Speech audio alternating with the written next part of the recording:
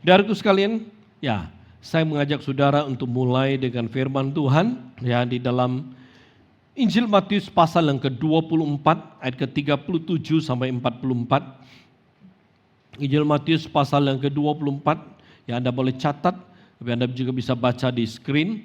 Sebab sebagaimana halnya pada zaman Nuh, demikian pula halnya kelak pada kedatangan Anak Manusia. Sebab sebagaimana mereka pada zaman sebelum air bah itu makan dan minum, kawin dan mengawinkan, sampai kepada hari Nuh masuk ke dalam bahtera, dan mereka tidak tahu akan sesuatu sebelum air bah itu datang dan melenyapkan mereka semua.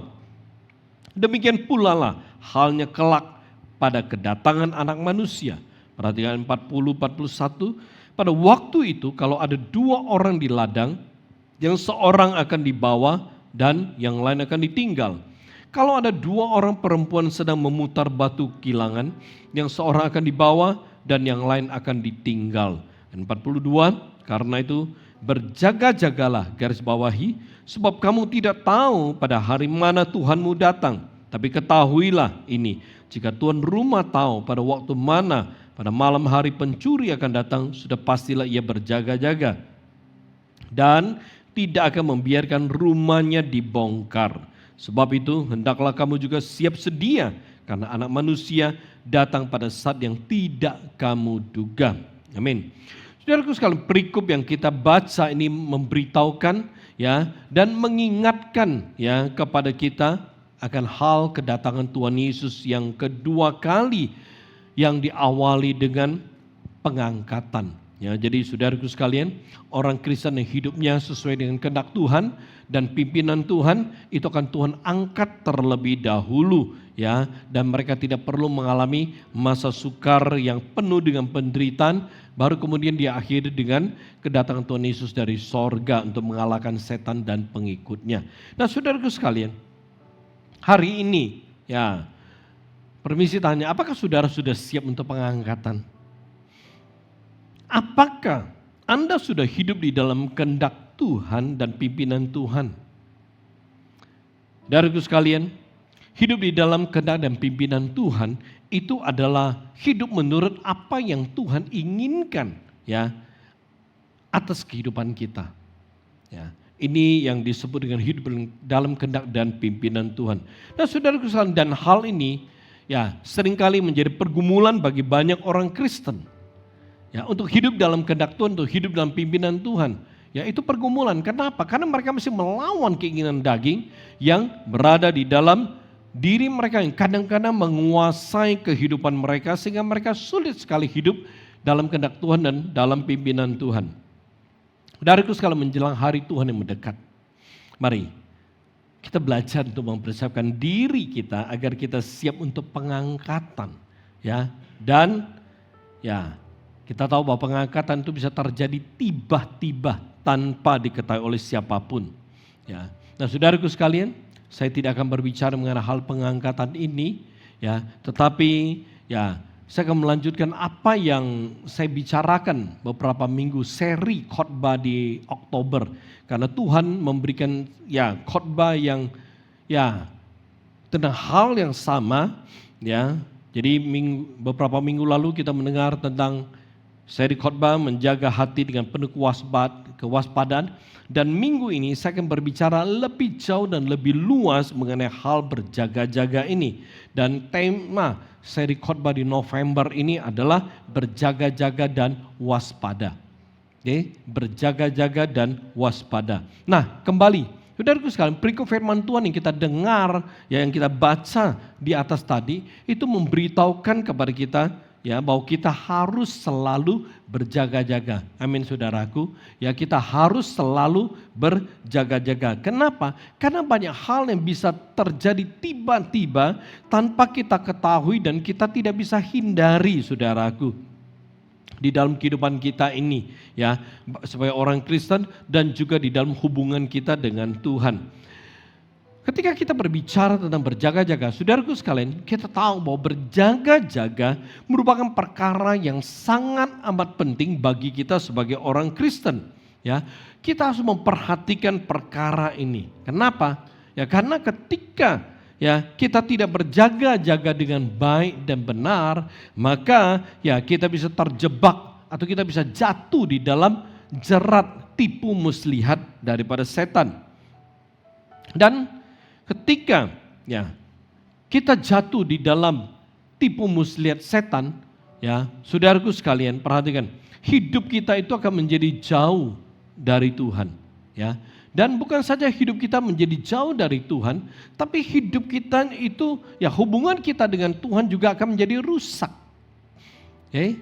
Hubungan kita dengan Tuhan juga akan menjadi rusak. Kenapa? Karena kita tertipu oleh setan.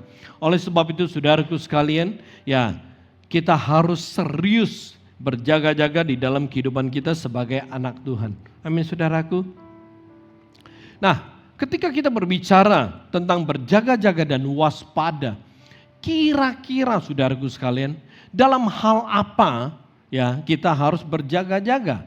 Ya, ini menjadi satu hal yang penting sekali untuk kita mengerti. Dalam hal apa kita perlu berjaga-jaga dan waspada sebagai orang Kristen pada hari ini? Saudaraku sekalian, minggu ini saya mulai ya dengan poin yang pertama, yaitu kita harus berjaga-jaga dalam hal yang berkaitan dengan semua area kehidupan kita. Ya, kita harus berjaga-jaga ya dalam hal yang berkaitan dengan semua area kehidupan kita. Mari kita mulai dengan 1 Tesalonika pasal 5 ayat ke-6. Firman Tuhan berkata, sebab itu baiklah jangan kita tidur seperti orang-orang lain, tetapi berjaga-jaga dan sadar. Oke? Ya, saya ulangi, sebab itu baiklah jangan kita tidur seperti orang-orang lain, tetapi berjaga-jaga dan sadar. Saudaraku sekalian, hari ini ya banyak sekali orang Kristen yang gak sadar kalau mereka tertidur. Hubungan mereka sama Tuhan itu tertidur. Iman mereka itu tertidur. Kesetiaan mereka itu tertidur, saudaraku sekalian. Ya, banyak orang Kristen tidak menyadari kalau sebenarnya roh mereka itu sedang tertidur. Kehidupan mereka sebagai orang Kristen tertidur sehingga gak ada kesaksian yang baik. Ya, orang-orang tidak bisa melihat Kristus di dalam diri mereka dan lain sebagainya. Oleh sebab itu saudaraku sekalian, Alkitab mengatakan, mengingatkan kepada kita bahwa kita tuh gak boleh tidur, tapi kita harus sadar, kita berjaga-jaga. Nah ini penting sekali. Nah saudaraku sekalian, kita sungguh-sungguh harus berjaga-jaga di dalam kehidupan kita. Kenapa? Kalau kita tidak berjaga-jaga, saudaraku sekalian, kita berkata bahwa setan itu mengaum-ngaum mengelilingi kehidupan kita. Setan itu setiap hari, setiap saat, dari pagi sampai malam itu mengincar hidup kita, saudaraku sekalian. Setan berusaha untuk mencari celah di mana dia bisa masuk, dia merusak hidup kita, merusak hubungan kita sama Tuhan, lalu dia mengacaukan kehidupan kita. Oleh sebab itu saudaraku sekalian, firman Tuhan berkata, ya kita perlu berjaga-jaga dan sadar. Ya, oleh sebab itu ini menjadi satu hal yang sungguh-sungguh indah bagi kita sebagai orang Kristen. Dan saudaraku sekalian, ketika kita berbicara tentang berjaga-jaga, mungkin ada yang berkata seperti ini. Ya. Wah, sangat sulit ya untuk bisa berjaga-jaga. Kenapa? Karena kita masih memiliki daging. Amin saudaraku. Saya setuju kalau Anda berpikir seperti ini. Saya setuju kalau Anda berkata seperti ini, saudara. Oleh sebab itu hari ini ingat ya bahwa kita tidak berjaga-jaga dengan kekuatan kita.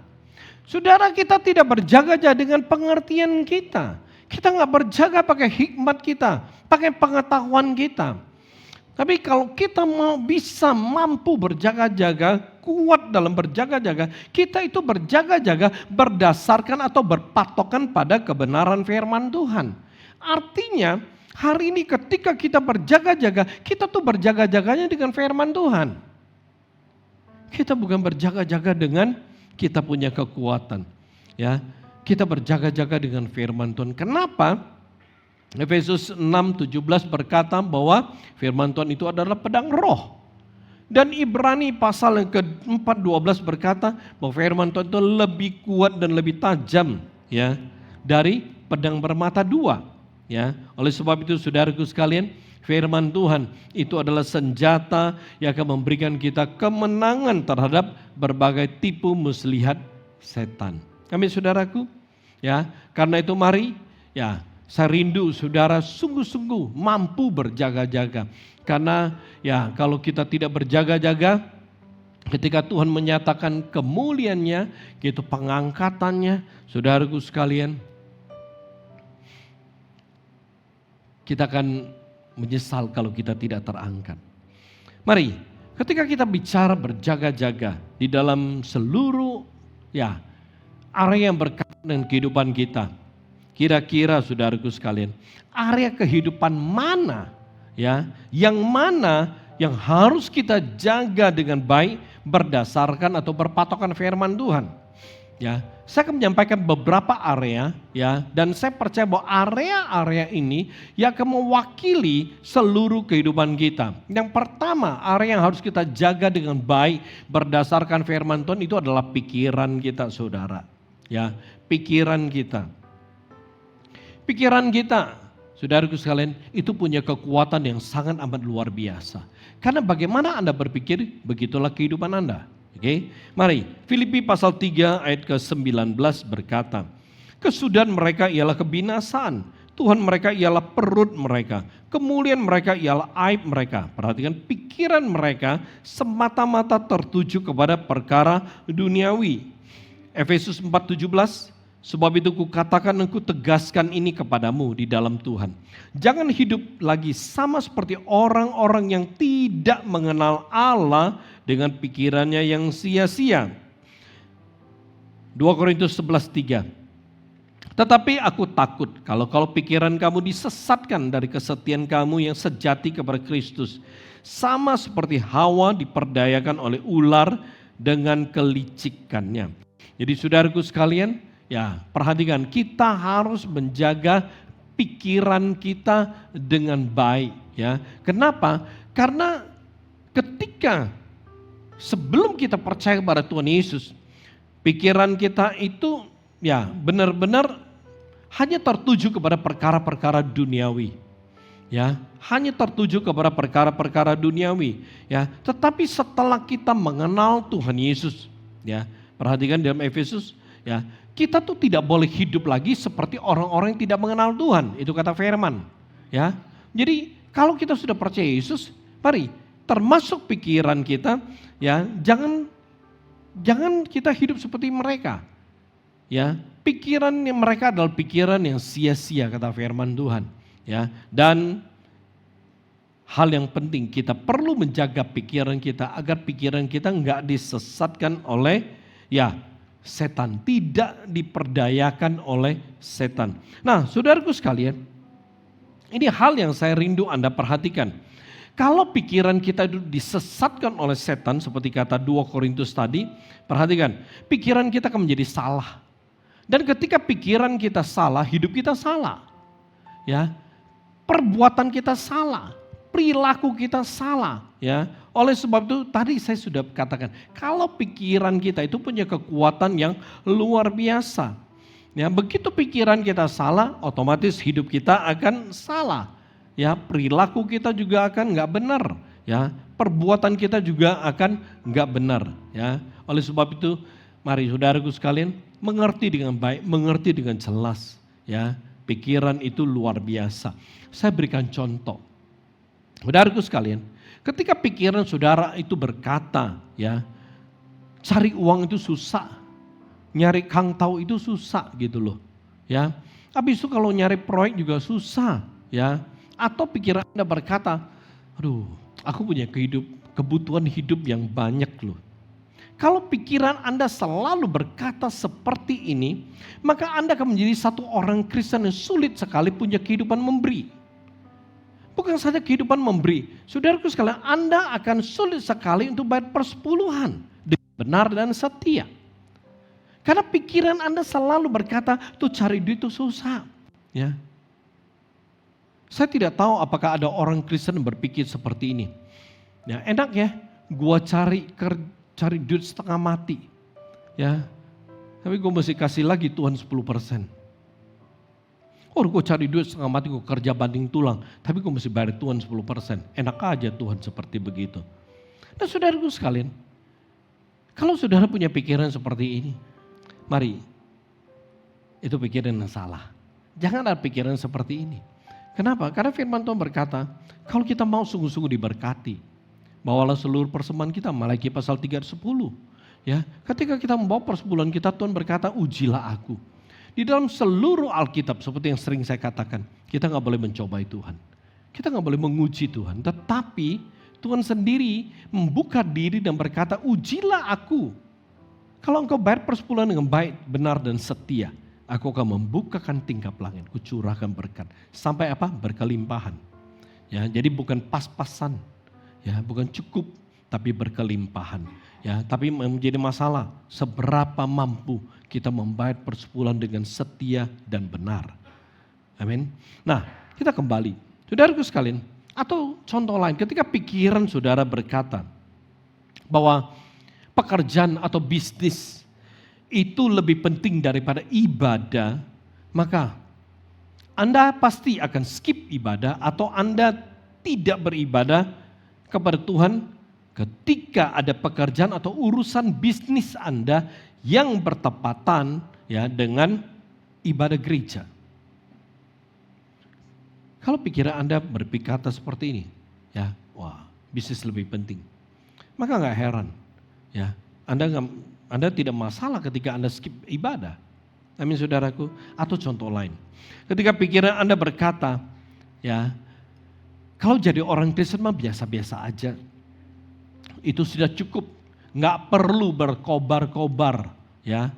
Nah, ketika pikiran saudara berkata seperti ini, maka 1 minggu sekali saudara datang ke gereja, Anda udah merasa cukup. Anda merasa cukup. Ya, kalau gereja ada kebaktian pembinaan, pengajaran, kebaktian khusus, KKR, ada kelompok sel dan lainnya, saudara nggak ikut. Kenapa? Karena pikiran saudara berkata, udah jadi orang Kristen biasa-biasa. Atau seminggu sekali gua ibadah sama Tuhan, itu udah cukup.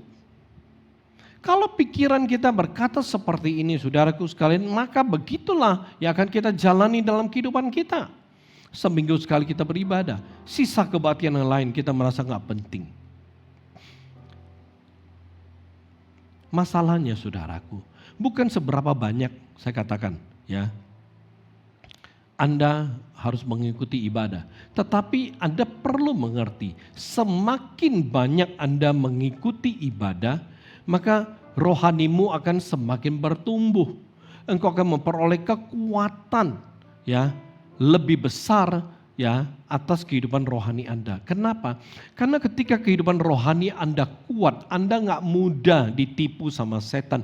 Anda nggak mudah diserang sama setan. Anda nggak mudah digoyahkan hidup Anda oleh setan. Ya, oleh sebab itu ketika kehidupan rohani Anda kuat, ya iman saudara itu kuat. Saudara, ketika ada tantangan, ketika ada masalah, ketika ada pergumulan datang, saudara nggak akan tergeletak, saudara nggak akan jatuh kok. Kenapa? Karena rohani saudara, iman saudara itu kuat dan itulah yang menopang hidup saudara. Karena itu saudaraku sekalian, kenapa kita perlu ya beribadah kepada Tuhan ketika kita punya kesempatan sesering mungkin. Karena agar rohani kita sungguh-sungguh menjadi kuat. Nah saudaraku sekalian kembali. Ketika kita berbicara tentang pikiran. Ya, maka inilah kekuatan dari sebuah pikiran. Apabila kita nggak jaga dengan baik saudaraku sekalian.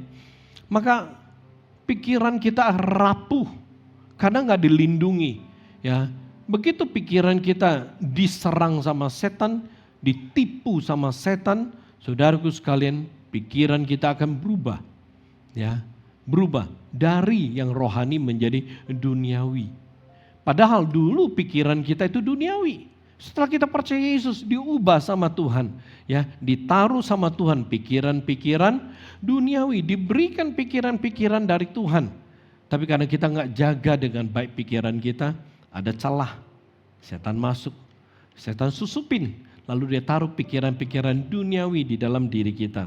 Oleh sebab itu saudaraku sekalian, mari kita lihat 2 Korintus 10 ayat 5. Firman Tuhan berkata, kami mematahkan setiap siasat orang dan merubuhkan setiap kubu yang dibangun oleh keangkuhan manusia untuk menentang pengenalan akan Allah. Kami menawan segala pikiran dan menaklukkannya kepada Kristus. Saudaraku sekalian, perhatikan ya. Kita perlu menjaga pikiran kita sedemikian rupa. Kenapa? Karena ya, sebagai orang Kristen, semakin hari kita punya tanggung jawab untuk semakin mengenal Tuhan dengan baik. Amin saudaraku. Ya, sebagai orang Kristen, semakin hari kita mesti mengenal Tuhan semakin dalam. Sehingga kita ngerti gitu loh. Ya, Tuhan kita itu seperti apa. Apa yang bisa Tuhan lakukan kepada kita dan bagaimana kita harus hidup di hadapannya dengan baik dan benar. Tapi saudaraku sekalian, setan berusaha mengganggu pikiran kita. Itu menghalangi kita sehingga kita bisa mengenal Tuhan itu dengan baik. Oleh sebab itu yang perlu kita lakukan adalah kita harus menaklukkan pikiran kita ya kepada Kristus. Jadi semua pikiran-pikiran yang bukan datang daripada Tuhan itu kita nggak boleh taruh dalam pikiran kita. Kita tawan. Lalu pikiran kita yang sebenarnya kita mesti taklukkan dalam pikiran Kristus. Menaklukkan dalam pikiran Kristus artinya kita berusaha untuk menyamakan pikiran kita dengan pikiran Kristus. Yaitu kita berusaha untuk selalu berpikir apa yang Tuhan Yesus pikirkan. Saudaraku sekalian, perhatikan. Mungkin ada orang berkata seperti ini. Ya, bagaimana aku bisa mengetahui pikiran Tuhan? Betul. 1 Korintus 2:16 berkata bahwa ya tidak ada mengetahui pikiran Tuhan. Tetapi saudaraku sekalian, di dalam kitab Roma pasal 1:20 mengatakan bahwa kita bisa mengetahui pikiran Tuhan. Dari mana? Dari semua yang Tuhan lakukan. Ya, dari semua yang Tuhan ciptakan. Sebab apa yang tidak nampak daripadanya itu kekuatan yang kekal dan keilahian dapat nampak pada pikiran dari karyanya sejak dunia diciptakan. Sehingga mereka tidak dapat berdalih. Saudaraku sekalian, memang ketika Anda berkata gimana gue mengetahui pikiran Tuhan. Saudaraku sekalian, saya mau katakan kita bisa mengetahui pikiran Tuhan dari karya Tuhan. Dari awal ketika dia menciptakan dunia, itu memberitahukan bahwa Tuhan kita maha kuasa. Tuhan kita itu begitu mengasihi kita. Bahkan sampai dia memberikan anaknya, Yesus Kristus itu mati bagi kita di atas kayu salib. Itu menunjukkan pikirannya. Dia gak mau satupun orang binasa. Dia gak mau ciptaannya binasa. Dia gak mau kita itu binasa. Oleh sebab itu dia berikan anak tunggalnya Tuhan Yesus untuk menjadi jalan penebusan. Itu menebus kita, mengambil kita kembali ya dari setan ke tangan Tuhan. Jadi saudaraku sekalian, dari apapun yang Tuhan lakukan, kita bisa mengetahui pikiran Tuhan. Oleh sebab itu saudaraku sekalian, ya kita harus menaklukkan pikiran kita. Artinya kita harus berusaha bisa berpikir seperti apa yang Tuhan Yesus pikirkan. Ya, jadi ini hal yang sungguh-sungguh saya rindu saudara mengerti. Jadi kita harus menjaga pikiran kita dengan baik. Ya, kenapa? Karena kalau pikiran kita itu dipenuhi dengan perkara-perkara atau hal duniawi atau hal-hal yang sia-sia, maka itu akan membuat hidup kita tidak bisa mengenal Tuhan dengan benar dan kita akan kehilangan nilai-nilai kekal. Jadi saudaraku sekalian, apabila saudara menemukan ya dan mendapati pikiran saudara itu salah dan tidak sesuai dengan firman Tuhan, maka saudara cepat-cepat membuang ya dan menghapus pikiran tersebut di dalam diri saudara. Jangan biarkan pikiran yang salah tersebut terus hidup ya dan berada di dalam pikiran saudara. Jadi saudaraku sekalian, ketika kita mau menjaga pikiran kita, yaitu kita harus menaklukkan pikiran kita pada pikiran Kristus. Ya, jadi berusaha ya memikirkan apa yang Kristus pikirkan. Oke, ya, dan kalau ada pikiran yang salah, buang. Artinya jangan dipikirkan lagi, ya. Pikiran yang nggak benar, ya, pikiran dosa, ya, buang. Amin, saudaraku. Area kedua yang harus kita jaga adalah mata, saudaraku. Mata. 1 Yohanes pasal 2:16 berkata, sebab semua yang ada di dalam dunia, itu keinginan daging dan keinginan mata, serta keangkuhan hidup, bukanlah berasal dari Bapa, melainkan dari dunia. Anda perlu jelas saudaraku, ya. Jadi keinginan mata dan keangkuhan hidup itu bukan datang dari Tuhan. Kalau bukan datang daripada Tuhan, jangan ada di dalam diri kita, ya. Ibrani 12 ayat 2, marilah kita melakukannya dengan mata yang tertuju kepada Yesus yang memimpin kita dalam iman dan yang membawa iman kita itu kepada kesempurnaan, yang dengan mengabaikan kehinaan tekun memikul salib ganti sukacita yang disediakan bagi Dia yang sekarang duduk di sebelah kanan tata Allah. Saudaraku sekalian, area kedua yang harus kita jaga dengan benar dan baik adalah mata. Ya, mata. Firman Tuhan berkata bahwa mata kita itu senantiasa harus bisa tertuju kepada Yesus. Artinya apa? Artinya kita harus memperhatikan bagaimana Yesus hidup dan melihat apa yang Yesus lakukan di dalam kehidupannya ketika dia berada di dalam dunia. Ingat saudaraku, Yesus pernah hidup di dalam dunia ini sama seperti Anda dan saya. Ya, dia pernah menjadi manusia sama seperti Anda dan saya.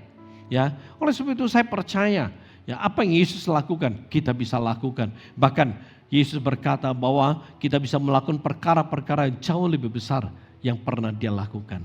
Ya, mari, saudaraku sekalian, perhatikan yang Yesus lakukan ketika Dia hidup di dalam dunia ini adalah melayani, ya, memberitakan Injil, dan Dia mengasihi jiwa-jiwa. Inilah yang harus kita perhatikan. Mata kita harus tertuju kepada hal-hal seperti ini. Ya, mata kita kalau ingin tertuju kepada Kristus, maka mata kita harus melihat apa yang Yesus lakukan. Ya, mata kita harus melihat bagaimana Yesus dulu melayani, bagaimana Dia mengasihi jiwa-jiwa. Ya, bagaimana Dia memberitakan Injil kemana-mana. Itu yang Yesus lakukan. Oleh sebab itu, saudaraku sekalian, kalau kita rindu, ya, mata kita bisa kita jaga dengan baik, ya, maka arahkan mata kita kepada Tuhan Yesus. Tapi saudaraku sekalian, yang menjadi masalah adalah mata banyak orang Kristen sekarang itu tidak sepenuhnya tertuju kepada Tuhan Yesus. Banyak sekali orang Kristen mata mereka hanya tertuju kepada manusia. Bukan tidak boleh mata kita tertuju kepada manusia. Tapi saudaraku sekalian, apa yang kita lihat dalam diri orang itu mesti hal yang benar, ya, mesti hal yang benar. Karena ketika kita melihat hal yang salah, ya, dalam diri seseorang, maka akibatnya akan berbeda. Ketika kita melihat, memandang seseorang dengan cara yang salah, maka kita akan jadi suka menilai, maka akan ada penilaian, saudaraku sekalian. Ketika kita melihat seseorang, ya kita melihat, pakaiannya. Pakaiannya mahal ya kayaknya. Waduh, pakaiannya kayaknya dia orang berduit tuh. Waduh, berapa duit ya pakaiannya? Atau ketika melihat dia pakai tas, kita mulai, wah gila, tasnya merek apa tuh? Nggak kelihatan mereknya, tapi kelihatan tas mahal. Kita mulai menilai orang, ya. Atau ketika dia, ya, memakai handphone, ketika dia memakai perhiasan, waduh, saudara kita berkata, tadi aku lihat luar biasa, berkilau-kilau tuh kalungnya. Waduh, dia nggak tahu pakai berapa karat, ya, itu berlian. Saudaraku sekalian, ketika kita melihat, ya, pada manusia dan kita melihat pada hal yang salah, maka akan timbul penilaian-penilaian seperti ini. Bukan saja masalah penilaian yang akan otomatis, ya, terjadi dalam diri kita. Ketika kita selalu melihat manusia pada hal yang salah, maka kita yang melihat masalah kekayaan dunia yang diutamakan. Waduh, dia punya banyak mobil ya, dan mobilnya branded semua. Atau, waduh, saya lewat rumahnya, kalau nggak salah tuh dia punya rumah tuh gede sekali. Wah, tuh kayak gedong gitu loh, pokoknya besar sekali, gede banget tuh rumahnya. Dan saudaraku sekalian, atau ketika kita melihat seseorang, waduh hebat ya dia, usahanya begitu banyak. Saudaraku sekalian, bukan kita tidak boleh, Ya, mata kita bukan nggak boleh tertuju kepada manusia. Boleh, ya. Tapi yang harus kita lihat dalam diri seseorang sebagai orang Kristen hari ini, ya, itu bukan pakaiannya berapa mahal, perhiasannya itu berapa mahal, tasnya itu berapa mahal, ya, handphonenya itu berapa mahal, saudaraku, ya, atau ya rumahnya itu berapa besar, mobilnya berapa banyak. Ya, bukan itu yang kita lihat. Kalau kita mau melihat, ya mata kita mau tertuju kepada manusia boleh, tapi lihatlah ya betapa dia itu rohani atau tidak. Ya, dia berkobar-kobar melayani Tuhan atau enggak, dia setia ibadah atau enggak. Ya, itu kalau kita memang mau melihat pada manusia, kita mesti melihat dengan cara yang benar. Ya, sebagai orang Kristen hari ini yang kita perlu lihat seperti ini. Itu melihat yang benar pada diri seseorang. Kalau dia itu sangat rohani, ya Anda harus bersyukur kalau Anda bisa melihat ada orang yang begitu rohani. Dan Anda harus jadikan itu sebagai ya teladan. Ya ketika Anda melihat seseorang, waduh dia begitu setia ibadah loh. Ya setia sekali dia ibadah, nggak pernah absen. Nah kalau saudara melihat seperti ini, saudara mesti berkata, aduh Tuhan kalau bisa beri aku ya seperti dia bisa setia ibadah. Ya, kalau saudara lihat, waduh, dia begitu berkobar-kobar kalau melayani Tuhan. Dia begitu semangat ketika melayani Tuhan. Jadi ketika saudara melihat seperti ini, ya biarlah itu menjadi teladan bagi saudara. Itu menjadi dorongan bagi saudara. Waduh, aku mau kalau nanti aku mau melayani seperti dia. Nah saudaraku sekalian, kalau saudara punya mata memang kalau mau melihat pada manusia, mesti melihat dengan cara yang benar. Ya, sebagai orang Kristen. Oleh sebab itu saudaraku sekalian, ketika Anda melihat seseorang, dia itu sangat rohani. Dia itu setia beribadah. Dia itu sangat berkobar-kobar dalam melayani Tuhan. Saudaraku sekalian, Anda melihat dengan cara yang benar. Itu yang harus Anda lihat. Sebagai orang Kristen itulah yang harus kita lihat dalam diri seseorang. Ya, bukan kekayaannya, bukan semua yang dia pakai, bukan. Ya, kalau memang Anda ingin melihat manusia, lihatlah hal seperti itu. Tapi ketika kalau Alkitab mengajar kita, kalau kita mau menjaga mata kita, maka mata kita itu harus tertuju kepada Tuhan Yesus. Ya, mata kita itu harus tertuju kepada Tuhan Yesus. Karena kalau mata kita selalu tertuju kepada Tuhan Yesus, maka kita bisa berjaga-jaga. Artinya apa? Artinya apapun yang kita lakukan dalam kehidupan kita nggak akan salah. Ya, ketika kita melihat ya Tuhan Yesus itu mengasihi jiwa-jiwa, memberitakan Injil, melayani. Saudaraku sekalian, ya ketika mata kita selalu melihat hal seperti ini, kita pasti akan melihat hal-hal yang benar. Amin. Ya, oleh sebab itu mari jaga mata kita jangan salah di dalam melihat. Ya, karena kalau kita salah melihat, kita akan salah menilai dan hidup kita akan seperti begitu, akan menjadi salah juga. Oke. Nah, ketika kita berbicara tentang bagaimana kita melihat, kita harus mengerti yang Tuhan lihat dari kita itu bukan perkara-perkara lahiriah. Ya, yang Tuhan lihat dari kita bukan berapa banyak harta kita. Yang Tuhan lihat dari kita bukan berapa banyak ya kita punya usaha. Yang Tuhan lihat bukan berapa mahal baju yang Anda pakai, tas yang Anda pakai.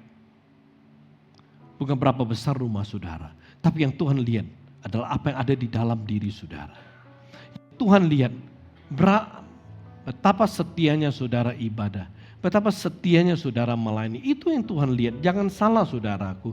Tuhan gak pernah melihat yang lahiriah. Yang Tuhan lihat apa yang ada di dalam hati kita. Amin saudaraku sekalian. Ya oleh sebab itu yang Tuhan perhatikan adalah orang yang selalu hidup menurut dia punya kehendak dan pimpinannya. Mari saudaraku sekalian yang ketiga. Yang harus kita jaga itu telinga kita. 2 Timotius pasal 4 ayat 3 sampai 4 itu firman Tuhan berkata, karena akan datang waktunya orang tidak dapat lagi menerima ajaran sehat, tapi mereka akan mengumpulkan guru-guru menurut kehendaknya untuk memuaskan keinginan telinganya. Mereka akan memalingkan telinganya dari kebenaran dan membukanya bagi dongeng. Keluaran pasal 15 ayat 26. Keluaran 15:26 berkata seperti ini, firman-Nya, jika kamu sungguh-sungguh mendengarkan suara Tuhan Allahmu dan melakukan apa yang benar di matanya dan memasang telingamu kepada perintah-perintahnya dan tetap mengikuti segala ketetapannya, maka aku tidak akan menimpakan kepadamu penyakit manapun yang telah kutimpakan kepada orang Mesir, sebab aku Tuhanlah yang menyembuhkan. Amin. Saudaraku sekalian, menjaga telinga ya merupakan perkara yang sulit juga. Ya, kenapa? Karena ketika kita mendengar cerita, ketika kita mendengar gosip saudaraku tentang diri orang lain, ya khususnya ya dalam hal pernikahan yang bermasalah, perselingkuhan dan lain sebagainya, ketika makin didengar kayaknya makin seru kan saudaraku, ya. Makin didengar makin seru gitu loh, makin didengar makin betah tuh ngedengarnya gitu, pengen dengarnya tuh, enak sekali ya. Nah, saya mau katakan hati-hati saudara ya, sebab apa yang saudara dengar khususnya hal-hal yang negatif itu akan mempengaruhi saudara ya. Kenapa? Roh itu bisa transfer ya. Misalnya, saudara sering mendengar orang cerita ya, orang gosip soal ya perselingkuhan contohnya. Lama kelamaan yang sering saudara dengar itu perselingkuhan, cerita tentang perselingkuhan. Saudaraku sekalian, lama kelamaan Anda akan merasa nggak ada salah dengan hal perselingkuhan. Ya, Anda merasa nggak ada salahnya. Oleh sebab itu, akhirnya saudara bisa terjerat di dalam sebuah perselingkuhan. Karena itu saudaraku sekalian, bagi saudara yang suka sekali mendengar cerita atau gosip melebihi firman Tuhan, saudara cepat bertobat. Ya, maksudnya adalah seperti ini. Ketika saudara mendengar gosip, saudara begitu semangat gitu loh. Ya, begitu semangat, wah begitu luar biasa. Wah lalu tanya, apalagi, lalu gimana? Saudara begitu semangat saudaraku dibandingkan mendengar firman Tuhan. Dan saya mau katakan kalau itu yang terjadi itu kesalahan yang serius. Ya, itu kesalahan serius. Jangan sampai kita dengar khotbah kita ngantuk, tapi dengar gosip kita nggak bakalan ngantuk. Ada banyak orang seperti ini. Dengar khotbah ngantuk, dengar gosip nggak ngantuk, saudaraku, fresh gitu loh, segar sekali gitu loh. Ya, nah kalau itu yang terjadi itu kesalahan yang serius. Ya, kita perlu memperhatikan hal ini. Jadi saudaraku sekalian, kembali kita harus menjaga telinga kita dengan baik. Artinya apa yang boleh kita dengar, apa yang nggak boleh kita dengar, ya itu harus kita pilah-pilahkan dengan benar. Hal yang tidak membangun jangan didengar. Jangan membuka telinga kita untuk cerita yang nggak benar, untuk dongeng, untuk gosip. Jangan. Tutup saudaraku telinga kita. Kalau ada yang mulai ya ngegosip bareng saudara, ya gosip bersama saudara, saudara tolak, tutup telinga saudara, ya. Tapi untuk hal-hal yang membangun, saudara boleh buka telinga saudara lebar-lebar. Firman Tuhan di Keluaran 15 ayat 26 berkata bahwa kita harus memasang, dalam arti kata membuka telinga kita untuk perintah-perintah Tuhan. Oleh sebab itu saudaraku sekalian, kalau kita mau menjaga telinga kita dengan baik, telinga kita harus kita buka untuk perintah Tuhan. Amin saudaraku. Kita buka telinga kita lebar-lebar, gede-gede gitu loh untuk firman Tuhan. Bukan untuk cerita yang gak benar, bukan untuk dongeng, bukan untuk gosip. Ya, kita harus sungguh-sungguh ya memperhatikan hal ini. Kalau kita benar-benar ingin menjaga kita punya telinga. Selanjutnya, area yang harus kita jaga, mulut kita saudaraku. Mulut kita. Amsal 4:24 berkata, buanglah mulut serong daripadamu dan jauhkanlah bibir yang dolak-dalik daripadamu. Injil Matius pasal 12, 36, 37. Nah ini yang saya rindu saudara perhatikan. Ingat kalau perlu hafal. Tetapi aku berkata kepadamu, setiap kata sia-sia yang diucapkan orang, ya, harus dipertanggungjawabkannya pada hari penghakiman, harus dipertanggungjawabkan di hadapan Tuhan. Ayat 37, karena menurut ucapanmu engkau dibenarkan dan menurut ucapanmu pula engkau akan dihukum. Ini salah satu area yang sangat penting untuk kita jaga, saudara. Ya, kita jaga dengan sungguh-sungguh mulut atau perkataan kita. Ya, kita harus jaga kita punya mulut. Jangan sampai mulut kita itu menyebabkan kita menjadi bersalah dan berdosa di hadapan Tuhan tanpa kita sadari. Ingat, mungkin tahun lalu saya pernah singgung atau berapa tahun tentang dosa yang tidak disadari. Itu dosa yang paling berbahaya. Artinya seseorang dia udah berdosa, nggak sadar dia itu berdosa. Ya, kalau kita nggak pernah sadar kalau kita sedang berdosa, kita nggak pernah minta Tuhan mengampuni kita dan kita nggak pernah bisa bertobat di hadapan Tuhan. Tapi ketika kita menyadari dosa yang kita perbuat, kita bisa minta ampun, kita bisa bertobat. Ya, nah, saudaraku sekalian, banyak sekali orang gara-gara dia tidak menjaga mulut dengan baik, dia jatuh di dalam dosa yang tidak dia sadari. Banyak orang Kristen lalai menjaga mulut mereka dengan baik. Ya. Sehingga banyak sekali perkataan-perkataan yang negatif, yang tidak benar, yang salah. Ya, seperti berbohong, menipu, ya, cakap kotor, gosip, itu keluar dari mulut-mulut mereka. Itu keluar dari mulut mereka. Apalagi gosip, saudaraku, seperti yang saya katakan. Semakin bergosip kan semakin seru, ya, dan semakin menarik. Sehingga banyak sekali orang ya suka bergosip dan mendengarkan gosip. Bukan hanya itu, saudaraku sekalian, bahkan ada banyak hal yang bisa dijadikan gosip. Ya, masalah keluarga, pernikahan, perselingkuhan seperti yang saya telah sebutkan tadi, itu bisa dijadikan gosip. Perceraian bisa dijadikan gosip. Ya, kemudian kebangkrutan lah, wah masalah sakit penyakit kanker lah, itu bisa dijadikan gosip. Ya, pernikahan yang goncang bisa dijadikan gosip. Ya, pokoknya banyaklah saudaraku sekalian. Bahkan tentang hamba Tuhan, tentang gereja itu juga bisa digosipin.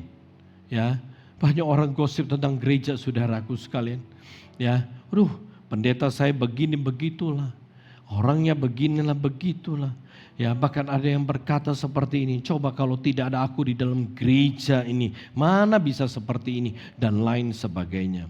Saudaraku sekalian, jangan salah dan jangan lupa. Kalau saudara bisa terlibat untuk melakukan sesuatu bagi gereja, saudara perlu ingat bahwa karena Tuhan dan gereja memberi saudara kesempatan. Ya, itu yang harus saudara ingat. Ya, oleh sebab itu jangan saudara sombong dan jangan bergosip.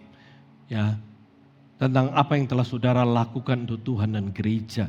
Ya, saudaraku sekalian, mari kembali. Kita nggak boleh main-main dengan mulut dan perkataan kita.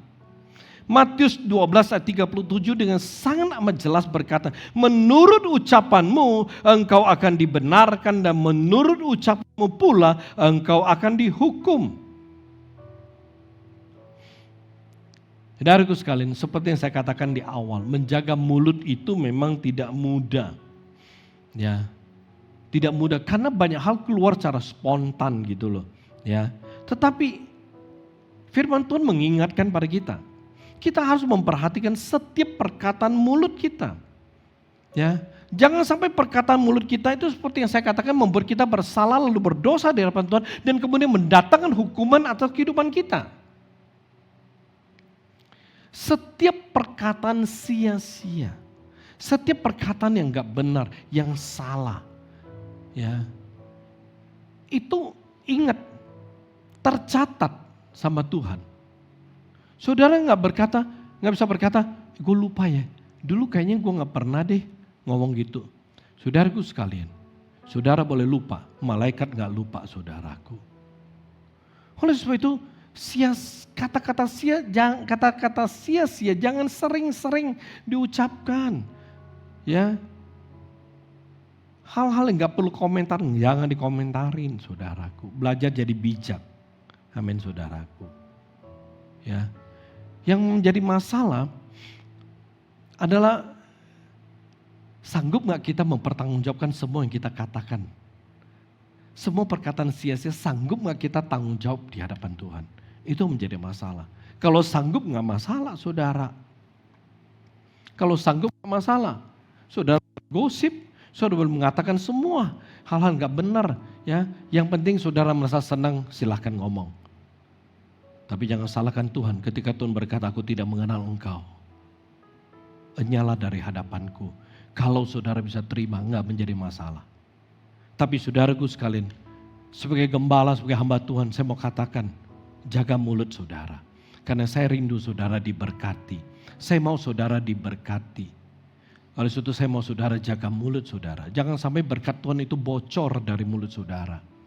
Ya, jangan sampai berkat Tuhan itu hilang gara-gara perkataan saudara. Amin. Bukan saja berkat Tuhan bocor atau hilang, nanti saudara mesti tanggung jawab lagi. Kan kasihan. Ya, oleh sebab itu mari saudaraku perhatikan setiap perkataan kita. Oleh sebab itu sebagai orang Kristen, ya kita harus waspada. Ya, bagaimana menjaga mulut kita? Ingat firman Tuhan. Bagaimana menjaga mulut kita? Ingat Matius 12 ini. Seperti yang saya katakan, kalau bisa saudara hafal. Kenapa? Untuk mengingat saudara. Ya, jadi kalau saudara mau jaga mulut, setiap kali saudara, kalau saudara salah ngomong, kalau ini firman hidup di dalam saudara, artinya Matius 12, 36, 37 itu hidup di dalam diri saudara, saudara hafal, saudara selalu mengingat ini ayat, dan ayat ini selalu memimpin hidup saudara, maka saudara tidak akan salah ngomong. Saudara tidak akan ngomong sembarangan. Karena setiap kali saudara selalu diingatkan oleh firman Tuhan. Waduh, setiap perkataan sia-sia gue bakalan tanggung jawab nih sama Tuhan. Setiap perkataan yang gak benar, gosip dan lainnya, gue mesti tanggung jawab sama Tuhan. Ingat baik-baik. Oleh sebab itu saudaraku sekalian, jaga mulut kita. Ya, jaga perkataan mulut kita. Ya, ucapkanlah hal-hal yang jadi berkat. Perkatakan hal-hal yang membawa dampak positif bagi orang banyak. Saya percaya, ya, ketika kita jaga mulut kita dengan baik, mulut kita akan jadi berkat, nggak akan jadi kutuk. Ya, mulut kita akan jadi berkat untuk kita, bukan jadi kutuk. Kalau kita nggak jaga mulut kita dengan baik, maka mulut kita akan jadi kutuk untuk kita. Oleh sebab itu mari, sebagai anak Tuhan, sebagai orang Kristen, mari kita jaga area kehidupan kita ini. Karena ketika kita berbicara tentang tema seri khotbah saya berjaga-jaga dan waspada, maka kita harus mulai dengan berjaga-jaga dalam area kehidupan kita. Pikiran, mata, telinga, mulut. Kalau Anda jaga dengan baik, maka Anda telah menjaga hidup saudara di hadapan Tuhan, di hadapan manusia. Amin. Mari kita tundukkan kepala saudaraku. Kita akan berdoa. Haleluya Yesus. Saudaraku sekalian, mari kita tenangkan diri di hadapan Tuhan. Saya mengajak saudara untuk mulai merenungkan bagaimana kehidupan saudara sampai pada saat ini. Bagaimana pikiran saudara, mata saudara, telinga saudara, mulut saudara. Apakah hal seperti ini menjadi sarana kita memuliakan Tuhan dan berkenan kepada Tuhan? Atau sebaliknya, pikiran kita, mata kita, telinga kita, mulut kita, itu membuat kita gak berkenan kepada Tuhan. Saudara coba renungkan. Coba renungkan saudaraku.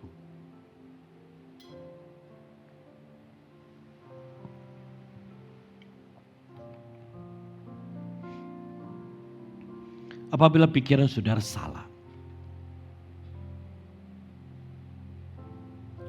mari saudara minta Tuhan mengampuni. Buang semua pikiran yang salah dan jangan memikirkannya lagi. Kalau mata saudara selama hanya melihat perkara-perkara duniawi, melihat pada hal yang salah, saudara berubah.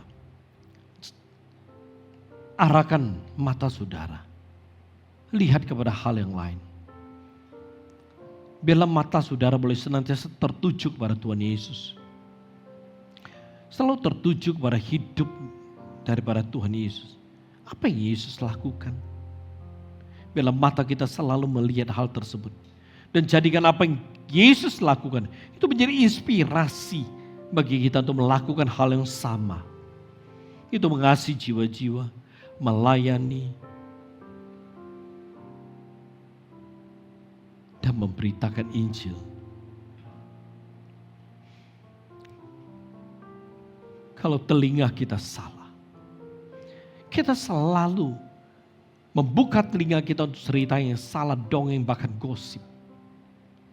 Mulai hari ini, tutup saudara.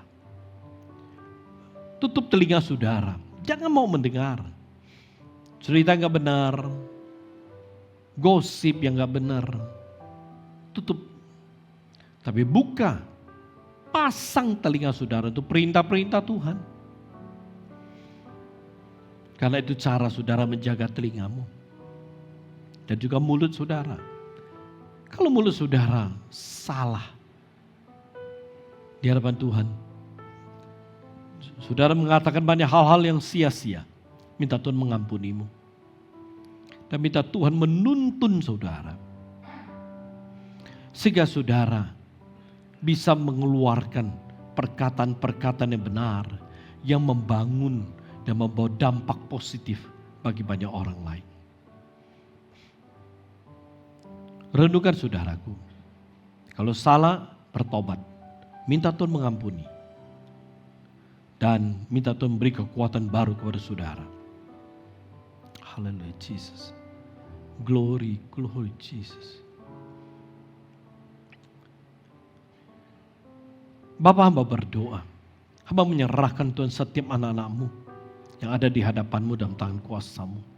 Mari Tuhan, apabila mereka punya salah dalam pikiran mereka, mata mereka, telinga, mulut mereka, Tuhan ampuni, Tuhan kuduskan kembali.